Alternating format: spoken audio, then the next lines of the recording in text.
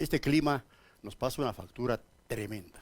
Está pasando factura en el país ante la inacción, ante la ineptitud, ante la falta de atención de quienes deben estar atentos para, primero, prevenir, segundo, evitar este tipo de acontecimientos. La gente dirá, no, es que con la naturaleza no se juega, es cierto. Un terremoto no se puede predecir, es la verdad, Wilson, amigas y amigos. Pero una catástrofe como la que ha sucedido en estas horas en Alausí, en este cantón de la provincia de Chimborazo, podía, podía haber sido evitada. Pero la falta de agilidad, la falta de entrega, de compromiso de las autoridades, en este caso de la Secretaría de Riesgos, es realmente inadmisible. Aquí no hay justificativos, que no se nos venga a decir no podemos hacer nada ante los embates de la naturaleza. No, señoras y señores, esto es una irresponsabilidad y aquí deben rodar cabezas. Por favor, aquí deben haber sanciones y debe haber una investigación profunda para sancionar a los responsables de esta tragedia, que fue advertida con anticipación, señoras y señores. Y permítanme iniciar este comentario haciendo mención a que estamos absolutamente indignados por esta falta de capacidad y de reacción de quienes tienen que reaccionar para evitar semejante desgracia. El día jueves, oigan muy bien, señores, el día jueves esta emisora advirtió sobre la posibilidad de que se produzca una gran tragedia en Alausí, justo en este cerro, en el que acaba de deslizarse. Lo advertimos, pasamos inclusive una toma hecha por los moradores del sector que ya estaban preocupadísimos del tema y nadie, pero absolutamente nadie paró bola. O si se enteraron del tema, no hicieron y no tomaron los correctivos y las medidas urgentes del caso. Si sabían que el tema es complejo, que el tema es sumamente peligroso, ¿cómo es posible que no evacuaron, por ejemplo, a la gente que vive en los alrededores del cerro que se acaba de deslizar? Esto es una tamaña irresponsabilidad. Por favor, ¿quién va a pagar, sí, por la pérdida de vidas humanas, por los heridos y por las pérdidas materiales que en última pueden recuperarse? Miren ustedes, miren las tomas que estamos pasando en estos instantes. Esto lo advertíamos nosotros el día jueves en este mismo informativo. Pero es evidente el peligro que se cernía sobre el cantón Alausí, sobre esta zona en la que se produce ahora el desastre, la tragedia.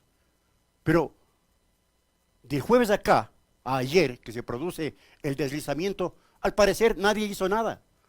O si lo hicieron mal. Porque era lógico, si se ve como se observa en las tomas, semejante posibilidad de un deslizamiento con esas grietas tremendas, lo mínimo que debían haber hecho las autoridades es, ¿no es cierto?, inmediatamente proceder al traslado de la gente que corría peligro. Eso era lo mínimo. ¡Qué irresponsabilidad, señoras y señores! Por favor, aquí vamos a estar atentos y todos los días repitiendo, ¿quién va a pagar por las consecuencias de semejante desgracia? Aquí tienen que rodar cabezas.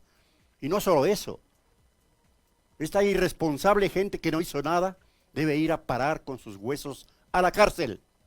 Así debe ser, y no exageramos, señoras y señores, se lo advertimos. Los moradores de Alausí lo advirtieron, pero nadie hizo nada, o hicieron todo mal, todo al revés, porque sabían de que se podía producir allí un desastre de esta naturaleza. Y tengo yo aquí algunos llamados de atención, algunas puestas en alerta sobre este tema, ¿no? Por ejemplo, se conversa entre algunos técnicos de la Secretaría de Riesgos y dicen que se está consiguiendo una plata del BID, pero esto es un problema más complejo. Sabían que es un problema más complejo porque puede ser, porque es un mega deslizamiento. No es uno simple. Sin embargo, ¿por qué no desalojaron a la gente que vive en los alrededores si ya preveían que se iba a producir un mega deslizamiento. ¡Qué irresponsabilidad, insisto! Y esto requiere de una intervención muy grande. Y el técnico dice, yo estuve por allá. No digo los nombres porque evidentemente esto tiene que producir una investigación profunda. Y por acá, nadie, no es cierto que nadie dice ni nadie hace nada, le contesta el otro técnico. Declaramos alerta amarilla hace semanas. ¿Y por qué entonces hoy se produce el desastre con las víctimas fatales y con heridos y los daños materiales que se produjeron? Si ya sabían que podía darse semejante circunstancia, ¿por qué no hicieron nada? Insisto, ¿no? El ministerio está viendo cómo solucionar, no es solo de meter máquinas, espero que puedan mitigar pronto. Este es un diálogo entre dos técnicos de la Secretaría de Riesgos. Es decir, sabían que podía pasar esto y no hicieron nada, pues. No hicieron absolutamente nada y lo advertimos. Perdónenme que siga repitiendo esto. Sabían estos señores de la Secretaría de Riesgos que podía haber esta tragedia, esta desgracia, y no hicieron absolutamente nada para proteger lo fundamental, que es la vida humana, hasta que por fin se produjo el tremendo deslizamiento enterrando casas.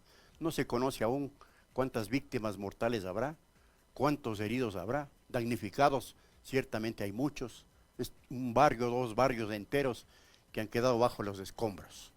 ¡Qué irresponsabilidad, señoras y señores! Ojalá hayan las investigaciones y las sanciones pertinentes para quienes cometieron semejante barbaridad, porque esto es una barbaridad. Lo sabían, lo advertimos. Los moradores inclusive hicieron movilizaciones, protestaron, dijeron aquí va a haber una tragedia y esperaron para reaccionar cuando la tragedia ya se produjo. Tremendo. ¿No es cierto, señoras y señores? Y esto es una muestra de lo que está viviendo el Ecuador en su conjunto, en su totalidad. Mientras el presidente de la República viaja a hacernos quedar mal a todos los ecuatorianos con discursos simplones, demagógicos, que no tienen nada de contenido y con ofertas que realmente suenan a increíbles, ¿no? El Ecuador sigue atravesado por la tragedia en todos los sectores, Tragedias naturales por el invierno, Guayaquil inundado, Quito también. Cuando se producen lluvias tremendas hay circunstancias muy críticas. Y no se diga la provincia de la Azuay, que no tiene accesos viales por la destrucción de las carreteras y de las vías de acceso a esa provincia. Y Loja, y otras provincias como el Cañar, y Chimborazo, y Cotopaxi, y Esmeraldas. Bueno, todo el Ecuador abandonado, sin una capacidad de respuesta de nuestros gobernantes. Esto es una vergüenza. El Ecuador es una vergüenza. No estamos en el fondo, no hemos tocado fondo, estamos en el subterráneo. Este país está hecho pedazos. Señoras y señores, ya basta. Alguien debe ponerle freno a esta situación, por favor. Y para muestra de cómo se tratan las circunstancias de carácter política y de carácter social en nuestro país, solo quiero analizar en los siguientes minutos, frase por frase de ser posible, la carta que envía el gobierno nacional a la Corte Constitucional que está decidiendo si se procede o no al juicio político en su contra. Pongámosle en pantalla, por favor, mi querida Melinka, a esta carta, porque quiero ir desmenuzándole poco a poco en la medida de lo posible, si le ampliamos un poquito, porque ya ando un poco corto de vista, ¿no?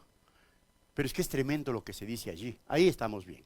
Mire, dice primero, desde el titular, el presidente Lasso defiende la estabilidad y los derechos de los ecuatorianos. No puede haber titular más falso, por favor. ¿Qué derechos defiende el presidente de los ecuatorianos? ¿Cuáles derechos? ¿Qué derechos? ¿El derecho a la vida? No, se ve que no. ¿El derecho al trabajo? No, señor. No hay trabajo. ¿El derecho a la seguridad? ¿A la educación? Desde ningún punto de vista. Si el país se desangra a diario, asaltos por doquier. Ayer nomás o el sábado creo se roban 25 carros de una operadora o de una institución de estas que venden carros en la ciudad capital. 25 carros se roban. No hay seguridad. Y es otro derecho de los ciudadanos ecuatorianos, pues. El derecho a la comida, a la salud. Si no hay medicinas en ningún lado, pues. ¿Y de qué estabilidad habla? ¿Qué estabilidad hay en el Ecuador? Estabilidad política, desde ningún punto de vista. Un país lleno de corrupción, lleno de corruptos y de incapaces. ¿Qué estabilidad? Entonces, ¿cómo se atreve el presidente Lasso a decir que él defiende la estabilidad y los derechos de los ecuatorianos? Pero por favor, qué cara dura, ¿no? Sigamos al siguiente párrafo, por favor, porque vamos a ir analizando párrafo por párrafo. Porque la democracia se defiende con más democracia. Pero obvio, así debería ser. Pero usted no lo hace, señor presidente Lasso. ¿Qué democracia? ¿De qué democracia habla usted? La suya. De la democracia que enriquece a los banqueros, porque son ustedes, el sector financiero, los que más plata ganan cada año. Así haya desgracias. En medio de la pandemia ganaron cualquier cantidad de plata. Y este último año ganaron como 600 millones. Pero la democracia es igualdad, es equidad. Es repartir la riqueza de un país.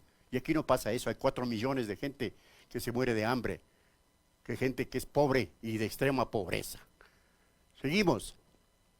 El presidente constitucional Guillermo Lasso presentó ante la Corte, dice, sus argumentos en defensa de la estabilidad e institucionalidad democrática de cada uno de los ecuatorianos. Pero habrá valor sostener semejante barbaridad. Si el 90% a usted no le creen, señor presidente, ¿cómo habla de cada uno de los ecuatorianos? Y no le creen porque se sienten defraudados, traicionados, mentidos por usted. ¿Cómo es que defiende la institucionalidad y la estabilidad de cada uno de los ecuatorianos? Otra mentira. Dice, ¿por qué es importante para cada ecuatoriano defender la estabilidad democrática?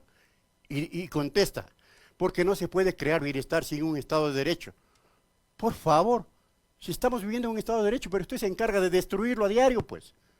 El derecho de los ecuatorianos a la educación, a la vivienda, a la salud, ¿no es cierto? A la seguridad. Ese derecho usted lo rompe, los destruye a diario. Porque la democracia se defiende con más democracia, siempre y cuando democráticamente se responda a las necesidades de los más necesitados, discúlpeme la redundancia. Porque la democracia es la única herramienta que permite que cada ecuatoriano decida sobre su futuro. Por favor, ¿de qué democracia habla usted, señor Lasso?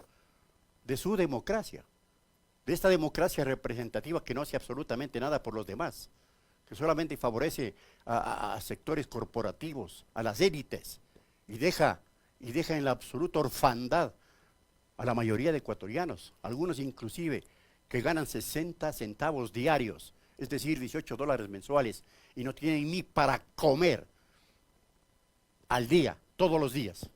¿Es esa democracia la que usted defiende? ¿Es esa la democracia del futuro que usted pretende construir? La defensa, dice, está sustentada sobre todo en la constante actuación honesta y la recta intención de todos los actos del presidente Guillermo Lasso Mendoza. No puede haber mayor falacia que esta frase. Señor Lasso, si a usted le están acusando de corrupción, hay un caso pero escandaloso de corrupción en las empresas públicas cuyo representante nombrado por usted, representante directo nombrado por usted, estaba robando la plata del Estado ecuatoriano. Hay el caso León de Troya, donde que hay complicidad de la alta cúpula policial para ocultar un informe en que se involucra a personajes muy allegados a usted, inclusive con sectores mafiosos. ¿Dónde está la actuación honesta y recta, pues, de sus actos, señor presidente? Si usted ha mentido desde que entró al gobierno, no ha hecho nada de lo que ofreció y sigue mintiéndole al país con este mamotreto. Esto es mamotreto. Esto es mamotreto, ¿no? Que usted envía inclusive a la Corte Constitucional. Y dice, porque la democracia, la defensa del presidente está jurídicamente fundamentada para desmontar mentiras creadas para sustentar un juicio político. Un juicio político que es legal, que es constitucional, que de ninguna manera pretende desestabilizar a nadie, porque está consagrado en la Constitución política del Estado, que es la máxima ley, la suprema ley de nuestro país. Así como usted, si decide optar por la muerte cruzada, pues eso está en la Constitución y puede hacerlo. Y nadie le va a decir a usted que es desestabilizador, pues. En lo contrario, si la Asamblea decide hacer un juicio político en su contra, con argumentos, ¿no?, con los que se ha ido construyendo ese proceso, desde ningún punto de vista eso es desestabilización y antidemocrático, mejor dicho, es sumamente democrático. Pero no se debe confundir la búsqueda desesperada y atemporal del poder con el ejercicio democrático, donde cada uno decide por mayoría quién sea su gobernante. Sí, señor, pero recuerde muy bien que a usted lo eligieron para que cumpla lo que ofreció en campaña electoral. Esa mayoría que lo eligió, que no fue tan mayoría, pero que de todas maneras superó el 50%, lo eligió para que cumpla con la oferta electoral, con todo lo que dijo que iba a resolver la situación económica en 100 días. ¿Sí? Que iba a dar empleo, que iba a dar trabajo, que iba a dar mayor seguridad. Todo eso no ha podido cumplir, no lo ha cumplido. Todo eso no lo ha cumplido a despecho de un montón de cosas más. Es decir, usted defraudó a la mayoría, a lo que usted alude cada que se refiere a la situación por la que atraviesa su gobierno. Y finaliza. Es responsabilidad de todos defender la estabilidad, la institucionalidad y su derecho a elegir. Claro que sí. ¿Quién está negando aquello? ¿Quién está negando aquello? Que usted sea o esté siendo sujeto de un juicio político no quiere decir que se esté atentando a la institucionalidad ni a la estabilidad. Si eso está consagrado en la ley. Los asambleístas pueden, en efecto, plantearse en su tarea fundamental, como es la de fiscalizar, enjuiciarle a usted políticamente. Y para ello, pues hay cualquier cantidad de argumentos y justificaciones en las actuales circunstancias. Y el país lo sabe. El país lo sabe. Por eso es que no le cree más del 90% a usted, señor Lazo. No le cree. Hay un nivel de desprestigio increíble como nunca antes en la historia de este país. En apenas un año, 11 meses. Ni tanto, un año, 10 meses. Es de responsabilidad, termina el comunicado, me permite leer, Carlitos, esta última parte, es responsabilidad de todos defender la estabilidad, etcétera, etcétera, etcétera, etcétera. Bueno, en suma, señoras y señores, con esta carta, el presidente Lazo lo que pretende es que la Corte Constitucional, más o menos, le está pidiendo, por favor, no de paso, no de trámite al enjuiciamiento político, porque sería desestabilizador, sería antidemocrático, y esto no se puede aceptar. El juicio político, como ya hemos dicho miles de veces, es un arbitrio, es una capacidad que tiene la legislatura para, en caso de situaciones tan preocupantes y tan críticas como las que vive el país, con un mandatario que no asume una responsabilidad histórica como debe ser las responsabilidades de todos los mandatarios para atender las necesidades de su pueblo, pues tienen que ser fiscalizados, tienen que ser fiscalizados. Para eso está la Asamblea Nacional. Y si no lo hacen, pues inclusive la ciudadanía tiene el derecho a reclamarles a los asambleístas por no cumplir a cabalidad esta tarea que es fundamental, la tarea de fiscalizar, así como la tarea de legislar. Para nosotros es sumamente preocupante, mis queridos amigos y amigas. Ojalá la señora Núquez o la doctora Núquez, que será la encargada de elaborar el informe respectivo para análisis de los vocales de la Corte Constitucional o de los jueces de la Corte Constitucional, pues actúe apegada absolutamente a derecho. Porque hay que recordar también que la Corte Constitucional únicamente tiene que mirar la parte procedimental, es decir, el procedimiento. El enjuiciamiento político le corresponde a la Asamblea. La Corte Constitucional analiza el procedimiento y dependiendo de ello califica. No tiene nada que ver con el enjuiciamiento político, no tiene nada que ver con la parte penal ni con la parte judicial, no tiene nada que ver, lo han explicado hasta la saciedad analistas, juristas, constitucionalistas, inclusive de tendencias que podrían decirse coinciden con la tendencia política del propio presidente Guillermo Lasso Mendoza. Lo escuché decir esto, por ejemplo, al doctor Rafael Ollarte, que él mismo se autocalificó como de derecha. Yo soy un ciudadano de derechas, lo dice así, desembosadamente, lo afirma y se siente orgulloso él de ser de derecha, pero lo ha dicho muy claramente. Aquí la Corte Constitucional únicamente mira, analiza el procedimiento. Es decir, si bajo esas circunstancias se da el análisis de la Corte, el juicio político a Lazo debe seguir adelante en las otras etapas. Hay que estar atento, porque la señora Núquez o la doctora Núquez evidentemente antes representaba a las cámaras, ¿no? Y esto de todas maneras nos pone a pensar. Vamos a esperar que lo actúe de acuerdo como le corresponde. Esperemos que así sea. Y para terminar, vamos lamentablemente a señalar ya las cifras de lo que ha implicado este desastre en Alauzí, que fue motivo de todo el comentario del día de hoy. Extraoficialmente, oiga esto, se dice que hasta el momento existen 16 fallecidos y más de 21 heridos en la tragedia de Alauzí. 16 personas han perdido su vida, irresponsables de la Secretaría de Riesgos. Lo sabían todo, tenían estudios, había advertencias de la población. Nosotros emitimos un comunicado el jueves, una alerta, y no hicieron absolutamente nada. ¿Por qué no evacuaron a las personas que viven en los alrededores del cerro? ¡Qué irresponsabilidad! Señoras y señores, los equipos siguen rescatando víctimas. Es decir, ¿se imaginan esta tarea tan, pero tan tremenda, ¿no? A rescatar víctimas cuando se podría haber evitado. A lo mejor ya no el deslizamiento, sí, pero sí las víctimas. Porque con un trabajo técnico adecuado se decía a la gente, hay que desalojar, señoras y señores, vamos a los albergues, porque cualquier rato se puede producir un deslizamiento, pero no lo hicieron. Irresponsables, tienen que pagar. Hay imágenes de cómo amanece Alauzí en este lunes 27 que ustedes la están viendo. Miren ustedes, es tremendo, ¿no? Qué triste.